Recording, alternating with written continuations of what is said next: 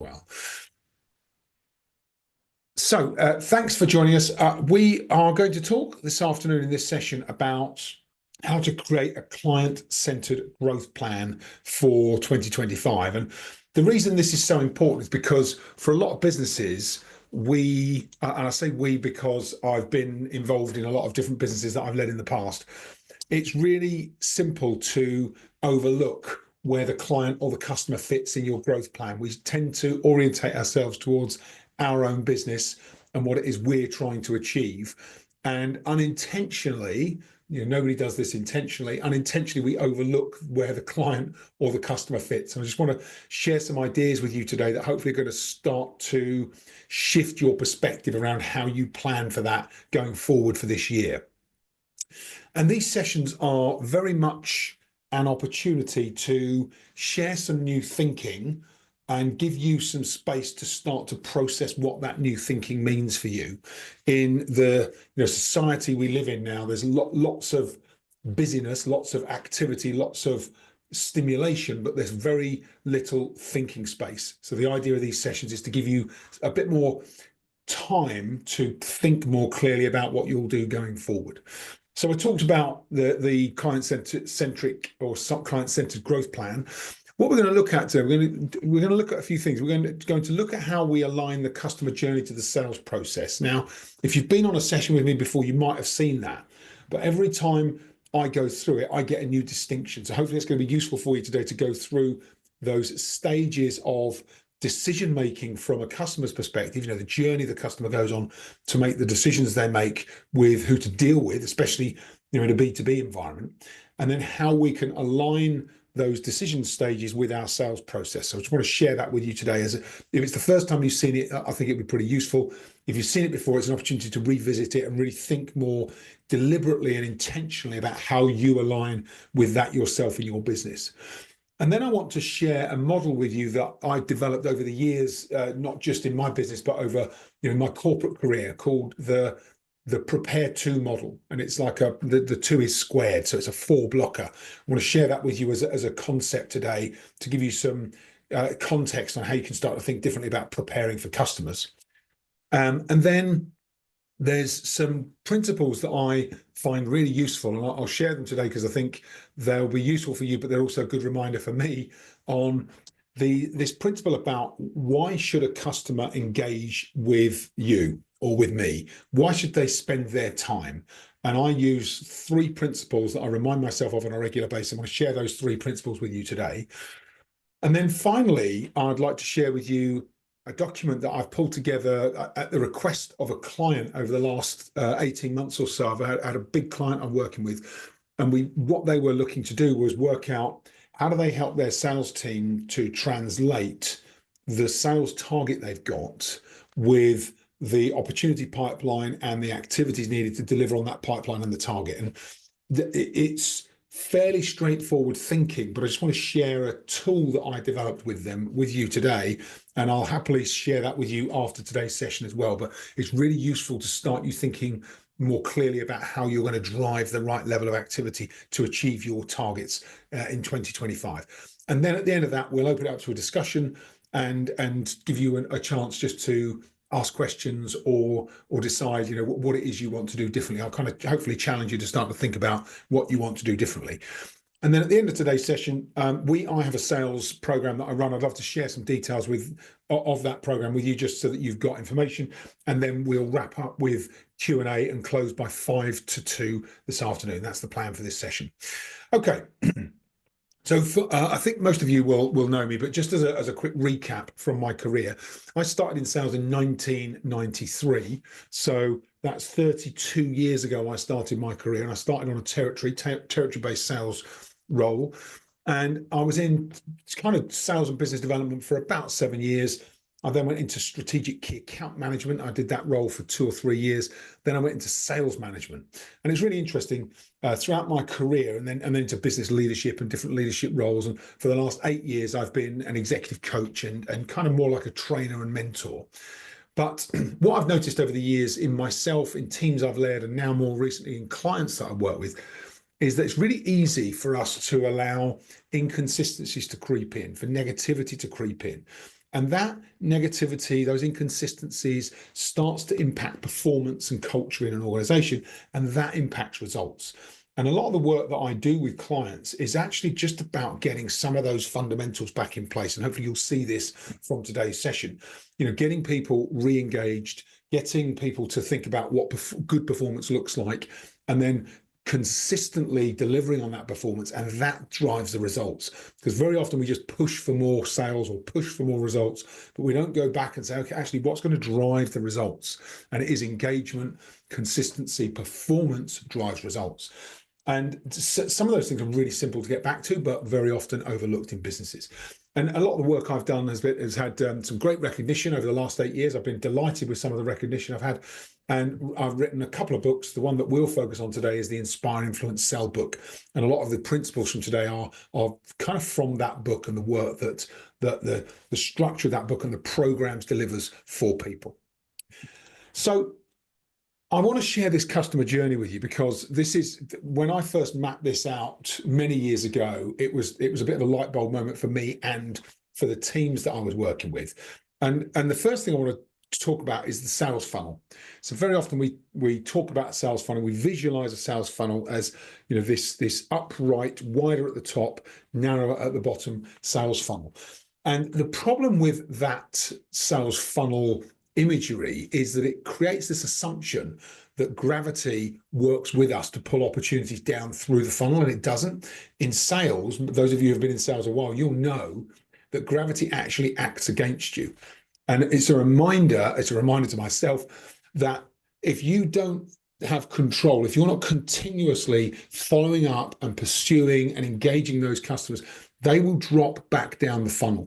And then you have to resell them every time you re-engage, because if a month goes by and there's been no contact, or a couple of months worse, a worse case scenario, maybe even 6 months, that person's completely forgotten all the value that you've created and everything that you've done for them. So we have to really think about the responsibility to draw people up through the funnel really sits with the salesperson. And I'm going to talk through the decision stages that a customer makes or goes through in order to get to a point in which they say, yes, this is a supplier I want to work with. And then the sales stages we go through to guide that customer decision making. So first step of the customer journey is the customer's unaware. They're unaware that there is a resolution or even a problem sometimes. They're problem unaware and they're solution or resolution unaware. And our job is very much to have to prepare ourselves. And I'll talk about this in our preparation model. To prepare ourselves, prepare the messaging, prepare the communication, so that in the first instance, when we engage with a customer, we get their attention. And first step is, customer becomes attentive to either a problem or an opportunity or a solution. And when the customer's attention is piqued, our job then is to start to share some insight. And really what we're doing through the insight sharing is creating clarity for the customer over the problem, whether that's impact of the problem or the opportunity to solve the problem or both. And that insight puts us in the position of trusted advisor in that stage. We start to build credibility through the insight stage. Now, when we share insights with customers about problems or markets or situations with customers similar to them, we move them to a position where they start to become interested. So you got my attention in the first kind of stage. Now have you got my interest? Now, when we have a customer's interest, it can be a trap, because an interested customer appears to be someone that we could sell to. The problem with that is that interest fades very quickly. And actually, in order to move people past interest to desire, which is the next stage, we have to recognize that that's an inside job. So if a customer shows interest and we start talking about everything we can do for them, they very quickly switch off. Getting people's attention and interest is actually quite straightforward. Getting them to go from interested to having a desire to change is where the real challenge lies for us in sales positions.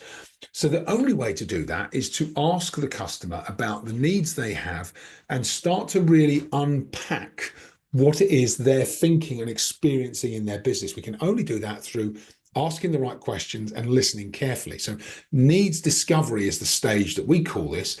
And without needs discovery, the customer gets stuck at the interest stage and then very quickly tunes out. But when we've asked questions and we unearth the customer's real motivations, needs, desires, and I'm sure you've heard of the term FUD, FUD, which is fear, uncertainty, doubt. So really starting to understand what fears does the customer have, what are they uncertain about, what doubts do they have that actually this situation can be resolved and resolved by you, then that helps the customers start to move from interested to, okay, now that you've understood my position, now I'd like to know how you can help. And when a customer says that, well, if the customer says, well, now I'd like to understand how can you help overcome these issues, that's that kind of stage. It gives you a signal that they've moved from interest to desire. When a customer has a desire to change, that's when you start to talk about a solution, but not before. Because if you talk about it before the customer has a desire to change, they just tune out. They go from interested to bored very quickly if they haven't had the chance to talk about their needs within their business. And it is the number one issue that sales teams have. They don't spend enough time in that discovery stage. Sometimes people don't even use that discovery stage to go straight from insight to solution. And you will find you tune out a lot of customers. But if we follow the steps and the customer has a desire to change, we talk about a solution at the right stage, then the customer says, okay, what do we do to make this happen, right? Great buying signal. That shows they're ready to take action. And when a customer's ready to take action, that's when the shift happens from customer-led. The insight is customer-led, the needs discussion is customer-led, the solution is linked to their needs, so that's customer-led, to the proposal becomes sales-led. So then the customer is looking for leadership. Tell me how this works. How do I get this result? That's when it switches and pivots to the salesperson takes more control and starts to make proposals about how this now works. And if you get that piece right, then that customer goes from not only wanting to take action, but wanting to actually do something, process the order, agree to next steps.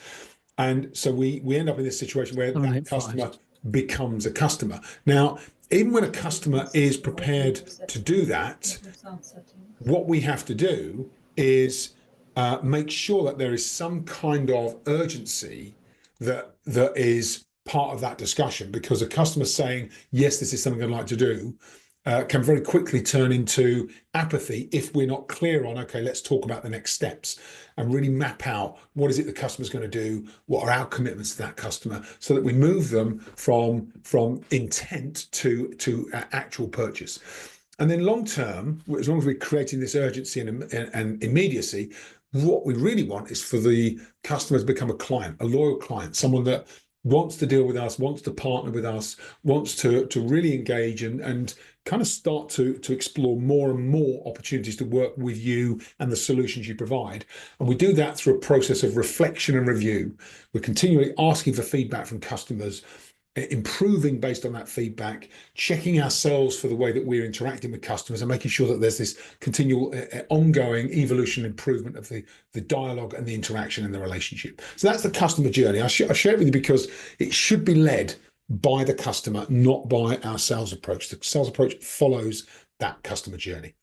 And if you look at the Inspire, Influence, Sell book and the models that we use, whilst that looks linear, in that it's a step-by-step process for the customer, I like to think of sales, and it should be thought of as a cycle. So we're continually going through this cycle and improving and evolving the way in which we're conducting our sales conversations and guiding clients through those stages. And thinking about the process, if we trust the process, if we're able to really work through a process that we know is going to give us the results, and we follow that process and we kind of fall in love with that process, the results have no choice but to show up. The results will come if we follow and fall in love with the process. And I always like to remind people of these sales statistics. I'm sure you may have seen something like this, or maybe you've seen these before, but this is so important. We think about client-led, customer-led sales approach.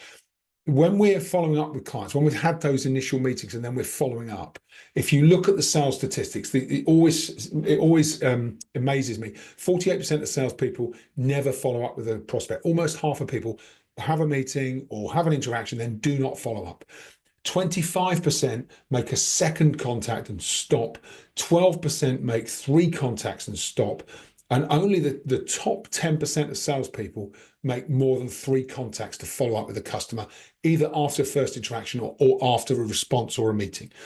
And then if you look at the client's perspective, the client buys, 2% of sales are made on first contact, 3% on second, 5% on third, 10% on fourth contact, and 80% of sales made on fifth to 12th contact. So if we aren't following up and we don't have a system and a process for follow up, we are missing out on that big 80% opportunity. We have to really think about what we need to do to re-engage clients on a regular basis. And then when today's session is about preparing to win, right? Preparing a client-centered growth plan. Now, I said at the start, most sales plans, sales target plans they tend to be company driven. They are based on, the company's targets, objectives, products, and plans. And absolutely that should be in place. So we should have all of that information about the customer, about the company. But we have to then, when we think about how we engage that in a marketplace with customers, we have to make a shift, to make a strategic shift to start to think about the customer and the market. And one of the ways I've found to do this really effectively is to consider the way in which we prepare. And I'm sure you're all familiar with the classic SWOT analysis, the strengths, weaknesses, opportunities, threats, the 4-blocker. And that's a perfectly legitimate way to start to build out a plan too. But what that does is it also keeps you focused on your business, your priorities, your products. What we have to start to think about when we're preparing is to externalize the way we think. And here's how I do it. So on this 4-blocker, what we have is the client first. So we think about the client and their perspective in the first instance. Then we think about ourselves and our business. And then that's along the x-axis. On the y-axis, we start to think what's happening internally and what's happening externally. And what that allows us to do is start to build out a plan that has a client-centered first approach. So what's happening for that client inside their organization? Then we start to think about how does that client look at the market? When they think about the market externally to them, what is it that's important to that client? Then we start to think about ourselves and our business, and that might even be its own mini SWOT analysis. And then top right is how do we think about our business as the market perceives us? So it's really starting to externalize thinking, starting to think what should we be considering when we think about the clients or the customers we're engaging with, and when we think about our position and their position in the market. And when you think like this, you start to build out a plan that becomes much more market and customer centric. And in the left-hand side, some ideas around what would go into that plan. So starting to research the client. What's the strategic vision or the strategic plan that client is working towards? And very often, if you're dealing with larger organizations, they will be publishing this on either their website or even on strategic plan documents that they might produce or public reports. What are they announcing on a regular basis? So what are they saying is their intent around where they're taking the organization? What do they publish on their website, on social media channels? Which networks are they involved with? Which third parties are they collaborating or partnering with? And most importantly, who are the key decision makers relative to your service offering to that client? And then we start to think about market insight. So market insight gets us thinking about future trends from the customer's perspective. What are the trends that customer is looking towards? What's happening from a competitive activity based on that customer? What's that customer working on when they're thinking about their own competitors? What's happening in the wider landscape for them? What opportunities do they see that they may be taking advantage of or may not be taking advantage of, more importantly?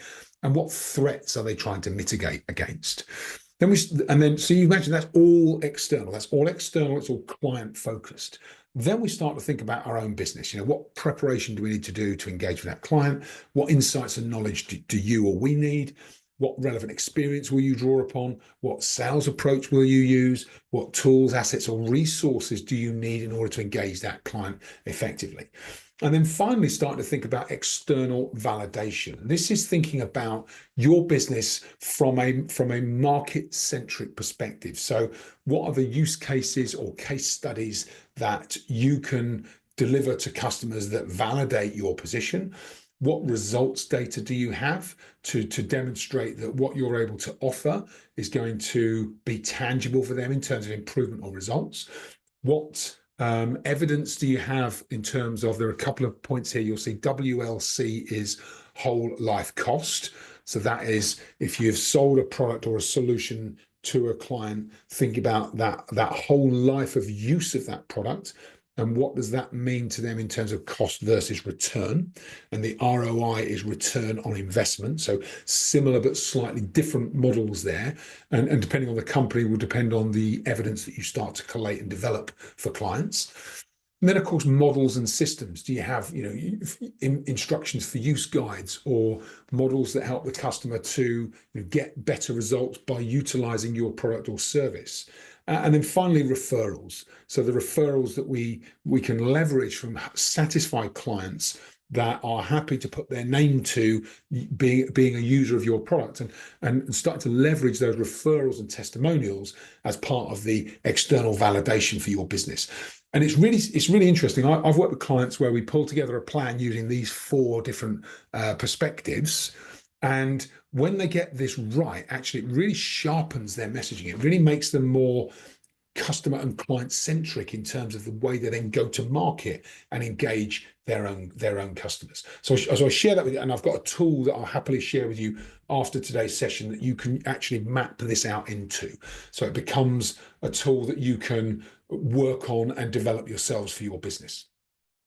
And you'll see that, I highlight these kind of 3 boxes because once you've built out a plan like this, what you'll find happens is that these 3 boxes stay fairly stable. You have the work you do yourself, the external validation and the market insights, and then the work that changes is this information about your individual client. So you end up with what becomes almost a strategic plan that allows you to be more relevant, more client-centric, and then the single box that you update is that specific individual customer. And that's really useful for becoming more relevant to your customers and clients. I will send you, we use this, I call it the Inspire Sales Toolkit. We use this as a full document with lots of different assets in there. One of those assets is the Prepare2 Key Account Plan. So we have the framework that I've just talked to you about. There's also an example plan in there where I've mapped out a plan that was one of the clients I work with. And then there's a template which is completely blank. So I'll send you, after today's session, I'll send you that document so that you've got it. And if you want to use it, you can start to map that out for your business. But the number one principle of this is externalize your thinking, get out of your business, get out of your products, think like your client, because that's what makes you more relevant. And this is the example key account plan that I mentioned. This is the template. So it's a blank template. I'll send you these on the email that I send following up from today's session. And then I want to talk a little bit about messaging. So a lot of the clients I work with, one of the things they tend to find is a barrier is getting that early engagement from a new prospective client. And one of the reasons for that is because customers don't really care about salespeople, right? I love this Steve Jobs quote. It is a really good, sobering reminder. Your customers don't care about you. They don't care about your product or service. They care about themselves. They care about their dreams and goals. And they care much more about you if you help them to reach those goals. But to do that, you've got to understand them in the first place, as well as the needs and the deepest desires.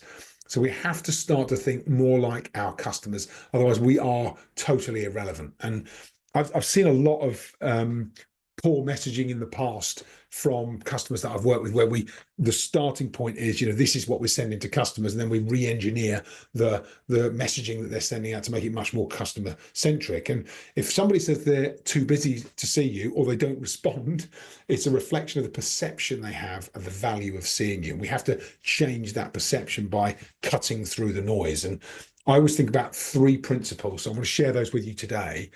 3 principles for engaging clients and customers more effectively. The first principle, you'll all have heard the term customer first or client first. I think that's in early interactions with customers, it's completely wrong. It's not just customer first, it has to be customer only. When you've got a new prospective customer you're trying to engage, they only care about themselves. They don't care about you, your business, your product, your service. In fact, they're resistant to it because they think you're pitching. What we have to do is use language that only talks about them, their business, their priorities, things that you know they've been involved in, so that you really are starting to turn that message on its head and make it much more about that person rather than you. The second principle, once you get that piece in place, the second principle is, even when you are using that kind of language, customers know you want to engage them about something. And very often what I see is messaging about a product or a program or a solution. And what a lot of companies haven't done, or salespeople haven't done, is taken the time to go beyond just this is what we do, to saying this is the outcome we generate. And normally that outcome is going to be time saving, efficiency or improvement. It might be some kind of return on investment, but it really does help the customer to take that leap forward into what's the outcome that you can help them generate, not what are you trying to sell them or what product or solution are you delivering. They only want to buy the outcome. We all buy outcomes. We don't buy a product. We don't even buy, like new clothes for the sake of the clothes. We buy the clothes because of how they make us feel, for example. We don't buy a car because we want a great car. We want a car. It might be for the journey, but very often it's about the status that car represents as well. And we have to understand what's the outcome each person is trying to achieve and start to sew those in as messages in the early interactions. And then the third principle is what I call the power of peers. And this is about us changing the language from I can do this for you to other customers tell us this is really valuable. And it's just a slight change in language, but it makes all the difference to engaging prospective customers, because it immediately provides external validation and a form of kind of authority, because this isn't your first rodeo. You've been doing this for other people. And three things start to happen for the customer. The first thing that happens is they become more curious. So if someone is able to reach out to me and say, I'm working with other business owners or consultants in your space, and we've helped them to do X, Y, and Z, I become naturally curious, because I'm like, well, if they can do that, then potentially there's an opportunity for them to do that for me. The second thing is that you get reassured. You get reassured that they're not trying to simply, test out their new solution on you.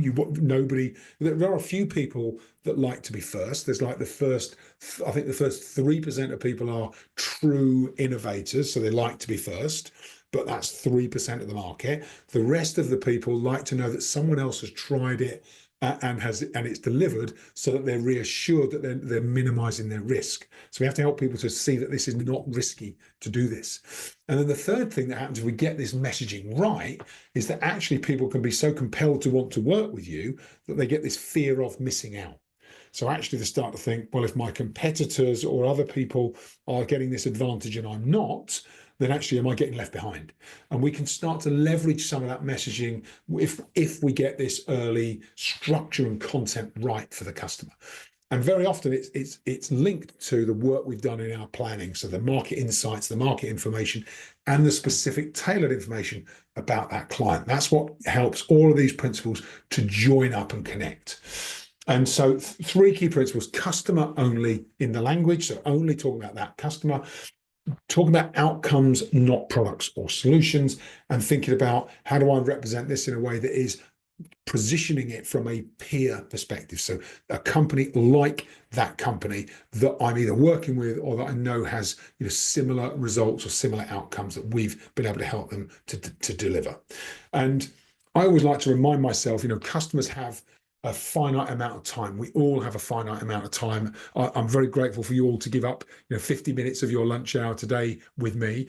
And actually asking yourself this question, why should a customer trade their time from something else they were planning to do or could be doing for time spent with you? So it really helps to keep us honest. Why should a customer trade their time for time with me? And then second question I ask is, what will make the customer think this is so important, I must see Justin? So that really helps us to sharpen our message. And if it's catching up for coffee or catching up on how you're doing with X, Y, Z, it's just not going to be compelling enough. We have to go back through our messaging, re-examine it, and just make sure that it's really meeting all of these three key principles.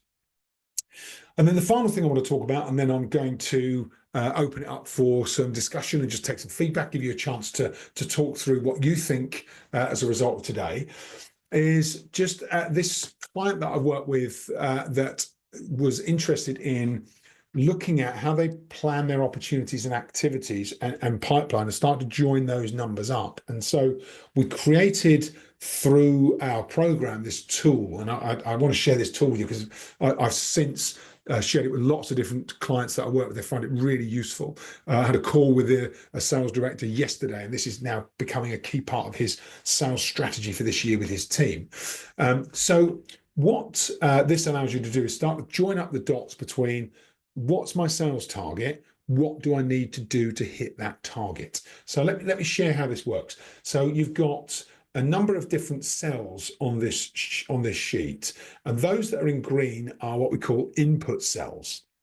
So you put the numbers in there, you plug the numbers in, and then you've got these peach colored cells, they're calculation or output cells. And they will basically be self-calculated. So in the first instance, we look at a salesperson, you put a name in here and role and responsibility. Then you say, right, what's the annual target for that person? I've used some straightforward maths here because it keeps it simple. So we've got £1 million target. So the calculator automatically then will say, if you've got £1 million target each month, that equates to £83,333, so about £85,000 a month. What that means per week is that it's a £19,231 per week number. So all of a sudden you've got some numbers to be able to refer to that break that year number down into month and week. Then you've got average product price. So we put in here what's the average, product sale value or product price, and we're using a round number of £20,000 here. This actually was live from the client example. So £20,000 was their average product price per customer sale, and from that number, then what the calculator does, it says, well, what that means is if these numbers are true, you need to sell 4.2 units of a £20,000 product every month. So it's just over one a week, okay, at £20,000. And then what we'd put in place is we type in the sales conversion rate. What that means is how many sales conversations do you have that close, and how many of those, what percentage of those close and win? So how many yeses versus nos? And most B2B professional salespeople have a sales conversion rate of anywhere, depending on the warmth of the leads that are coming in, anywhere between 20 and 50%. So we've kind of gone at 33%, which is the halfway point here. So 33% is a third. So it's 1 in 3 sales convert. So what that says to you is that you need a sales pipeline. So this is automatically generated. You need a sales pipeline each month that you're generating of new opportunities of around £252,000 in order to keep the pipeline strong, because you're going to be closing hopefully all of that value every month, and only a third of that is going to turn into sales, which is going to be your £83,000. So that's 3 times 83. And then the final component to this is saying, right, what number of meetings do I need to win an opportunity? And in this example, we're saying 5 meetings. So you'd have to meet with a client 5 times in order for them to go through the right cycle and say yes to a product price of £20,000. And that may be a bit high, it may be 3 to 5, somewhere like that. But what that then says, the final calculation is that says, in order for us to be successful, if all of those numbers are true, if this is binary, if all of those numbers are true, then we need 21 customer meetings per month in order to meet our target. And that maybe it's quite a straightforward, hopefully quite an obvious exercise to do, but there's not a lot of companies actually go through this level of thinking and get to that point. So I share this with you because it's a really useful way to think about what do I need to do in order to meet that client-centric growth plan in order to join up and hit my own sales targets. And one of the things that I was taught many years ago, it's probably, I started out in sales 32 years ago. I was probably taught this maybe 27 years ago. I was in sales for 5 years before someone actually sat me down and said, Justin, stop aiming for your target, start aiming for 120% of your target. So that's the other top tip. As you map out and work through this, don't think, how do I hit my target? Think, how do I really overachieve and over-deliver against my target? Because that's where the real difference happens for you in your business, and when you start to really drive the level of success that is possible in sales positions to really kind of thrive in your organization.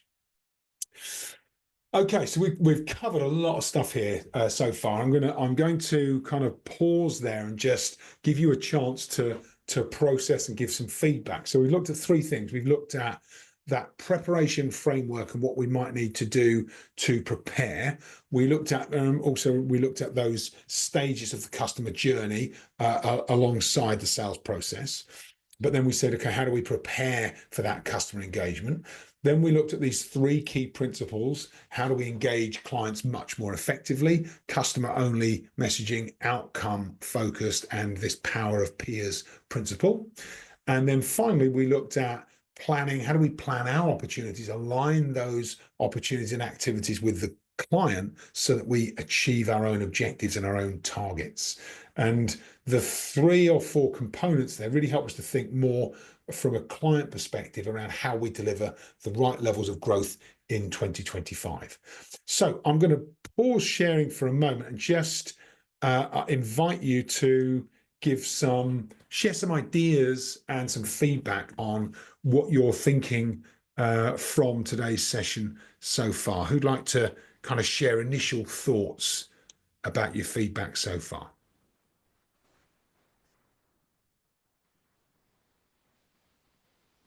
Yeah, happy Okay, to, Justin. I was looking to put my hand up, but I'm not used to using this, so I don't know how to put my hand up, so I just came on camera instead. that's good. No, I appreciate it. Thanks, Kev. So on the Zoom bar, there is reactions. I don't know if you can see that on the Zoom toolbar at the bottom. Yeah, got yeah. Reactions, and then there's raise hand. There you go. Right. Oh, and thumbs up, like it. Yeah, brilliant. Thank you. Thanks, Kev. Yeah, so thanks for that, Justin. Really good. And as you went through that, it sort of really sort of set some not alarm bells, but things thinking, yeah, that there's areas there we can do a lot better. So we have a long sales cycle, as you Yeah, know, yeah, and a lot of it is a numbers game, but I don't think we do enough to prepare for that kind of initial contact, initial meeting. yeah, I think we've almost got a standard script, which is very much focused on our sales messages, if you like, yeah, which we use rather than look at research the customer and see what the customer might need and target messages that are really going to resonate with what they need yeah, rather than what we want to tell them, as you yeah, say. So I think we really need to do a good bit of work changing that messaging around. I think once we get hold of the customer, we have the conversation, it's around the customer, but trying to get them in the first place, I think it's more about us. yeah. And it's a huge trap lots of businesses fall into, because you kind of think that's what people want to hear, but in those actually later on in the process they do. Mm, When they become problem aware and solution aware, past that attention and interest, and you get them to the desire to change, that's when they want to hear about you. But ahead of that, they almost be made of Teflon. They, they just bat it away. And in order to break through that, you're absolutely right. The messaging needs to change. Mm, yeah. Yeah, so that was really good. Thank you. And the bit around the needs, we do a bit on needs and trying to see what their needs are, but not enough. We lose a lot of clients, I would say, between sort of proposal and the final kind of contract signing.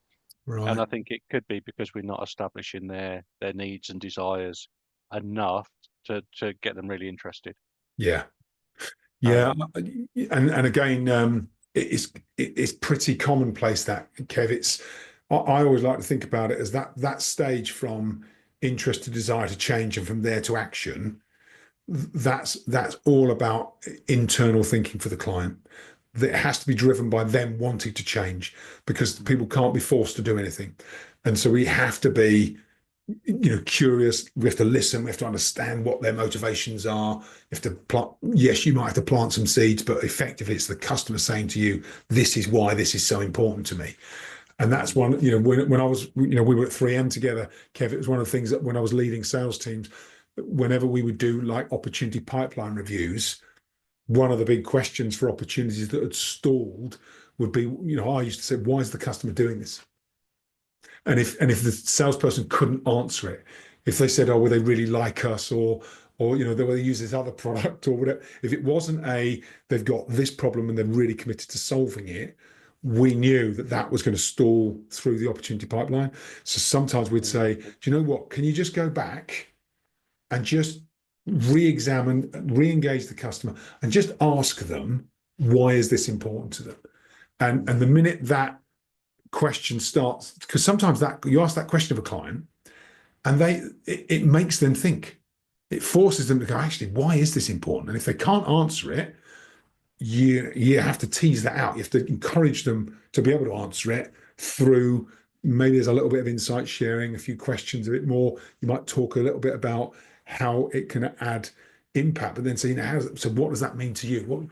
How do we make this even more important or more valuable to the client? If they can't answer it, it's a bit of a sign, a bit of a signal that you've got some work to do. Yeah. Mm. Yeah. No, yeah, really good. Really thought-provoking. Thank Yeah. you. Thanks, Kev. Thanks. Yeah, I'm pleased that it's been useful for you. Thank you. Good. Who else would like to share any insights or feedback from the session today so far?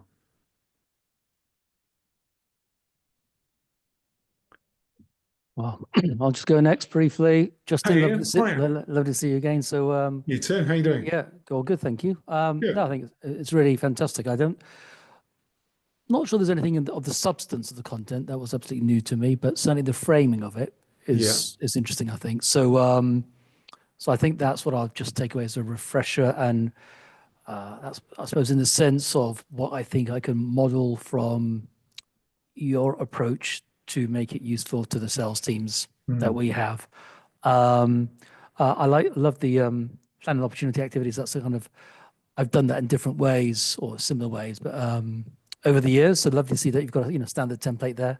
Yeah. So I think that's kind of identical to my thinking about trying to get it into the minds of salespeople that they've got to be systematic about really working backwards from that as well. Everything you say about the customer first is absolutely given. Although interestingly, I think in an environment which is where we are at, and I suppose many companies are, where there's extra pressure because of really tough circumstance and results, is that sometimes the pressure is on to kind of move forward in a productized way. So, senior executives are coming up with suggestions that are ultimately, I give you a classic example, well, they would be interested in this other product, this other service line for an extra 10%, slapped on top of the current service line. And I'm thinking that's not gonna, that doesn't fly. That's not how the world works in terms of selling. So trying to educate the executives that you've still got to be working backwards from that need point and be really clever about that ultimately. So no, I think really fantastic, Justin, as always. Good. Thank you, Ian. Spot on, totally in tune with it. I think your framework at the beginning, the 4 quadrants, that's a new framing for me that I can go away and take away and share with the team. Yeah, great. Thanks, Ian. Yeah, and it's interesting, isn't it? Sometimes, as you say, you'll be doing some of these things, perhaps not all of them, but also it's about making these different stages more intentional, so that it's something that you kind of actually have a plan and a more structured approach towards. Like, I think the planning opportunities and activities is a great one. I must admit, the first few years I was in sales, I was genuinely, just doing as much as I could, tearing around. And actually, it wasn't until I became a bit more intentional about this stuff. And there's Kev said earlier, a lot of sales tends to be a volume game. It does, but we also have to keep revisiting quality. So it's quantity and it's quality. And sometimes, and I'll do this for myself in my own business. We do a lot of outreach in through the platforms that I use. And actually, probably once a month, I'm going back and just reviewing and revising what is our messaging. And I'd ask myself about these 3 key principles. I just make sure that what we're doing is as tailored as possible to the market. Otherwise, you risk, irrelevance to your potential or prospective customer. Yeah, and I think actually one last thought there. I know years ago, colleagues of mine, I think some of us must have picked it up from somewhere, but we developed our own mantra of quality, QDQM now. We've called it so: quality, direction, quantity, and then most recent one was M, which is motivation. If you have an unmotivated force, so QDQM is our little mini abbreviation that we use. Yeah, quality, direction, quantity, and motivation. Yeah, motivation. Okay. Yeah. Nice. Yeah. Nice. Thanks for sharing. That's useful. Thanks, Ian. Appreciate it. There you go. Excellent. Okay. Thank you. If any more? Has anybody got anything they'd like to share that's kind of burning for them before we before we finish? You're on mute if you are trying to say something, by the way. Okay, I'm going to take silence as consensus to move on.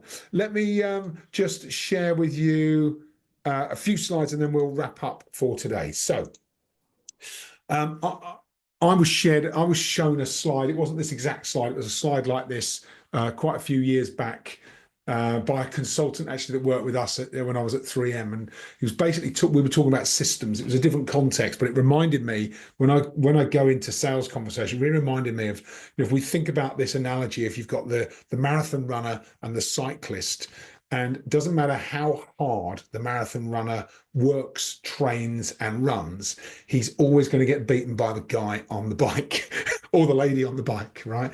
And when we get the right sales approach, the right sales system in place, it's like getting on the bike. If we're just knocking on doors, just trying to work through our own efforts in sales, it really can be a slog. Everything we can do to systematize, build the right plans, think more like the client, get a sales structure in place, all of these things speed up the sales cycle, make us much more effective. And that's a big part of what I try and work with clients to do. And I'd encourage you in your businesses, just make sure that you are always thinking, how do we get off the treadmill and onto the bike? It's such an important perspective.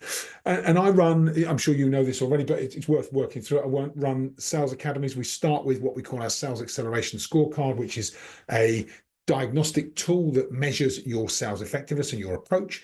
That gives you a personal development plan and some recommendations. We then have a 12-month academy timeline. So there's an online program with all of the different video modules. So, sorry, Justin, just double checking. Yeah. Are you supposed to be sharing a PPT? Because we're just seeing an image of the lovely water and sand. I think. Thanks, Ian. Yeah.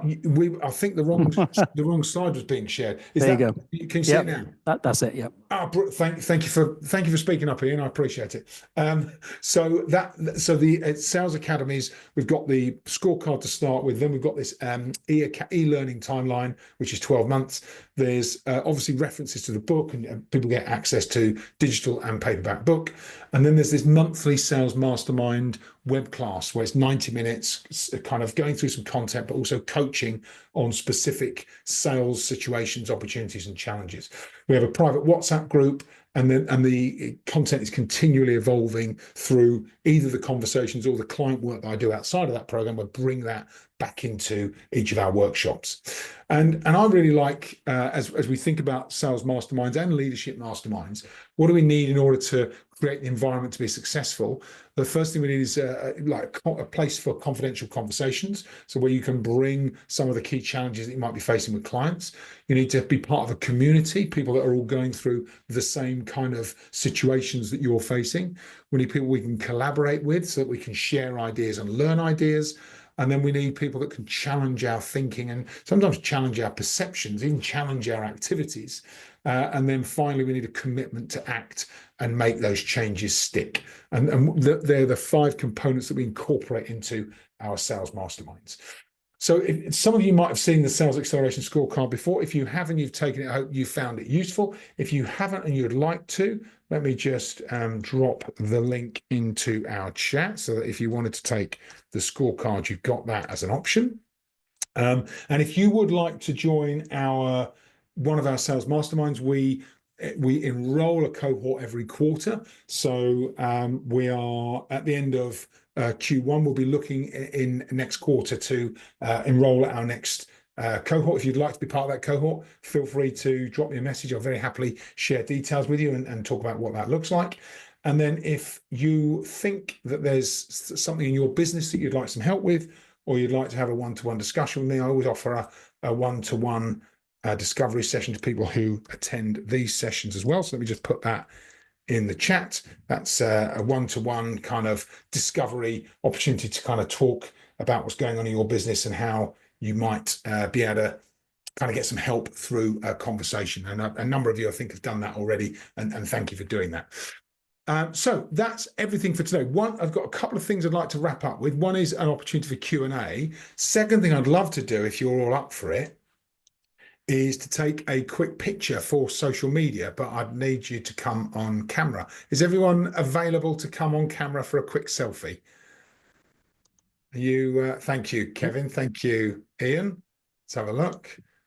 Hend, thank you, Hend. Brilliant. Appreciate that. Lauren, camera ready, Lauren. Thank you. Dorcas, are you able to come on camera? Fat Bardo, are you able to come on camera? You are both on mute, by the way. Dorcas has come up. Thank you, Dorcas. Brilliant. Okay, that 90% is good enough for me. Let me take. So I'm going to give you a 3, 2, 1 countdown, and then you can pull your nicest, smiliest face. So 3, 2, 1. Excellent. Bra, you look absolutely wonderful, all of you. Thank you so much. Great. Okay, I will, if you're all right, I will put, Fat Barda says she hasn't got a camera. No problem. Thank you, Fat Barda. Thank you for letting me know. I hope you've enjoyed today's session. I will put a social media post on LinkedIn tomorrow, so I'll tag you in it if that's okay. And I will send you later on today a link to the recording, and I'll send you the slides and the tools, both of the tools that I talked through. So the Prepare2 framework and the sales target calculator. You get both of those in your inbox later on today. Okay. And if you'd like information about any of the programs, anything we do, feel free to just reach out to me and I'll very happily send you details. Okay. Any final questions from anybody before we wrap up? Yep. It's not Thank you. a question, it's a request. I was surprised by the there's something like there are lots of quotes that you printed and you already put it in a frame on the wall. I would love to have a pic of it. This one here. Really cool. Yes. This one, a picture. Yeah, great minds, great quotes. I will. I'll tell you what, Hend. I will take a picture and I will send that over with the recording as well today. Thanks for the question, Hend. Appreciate it.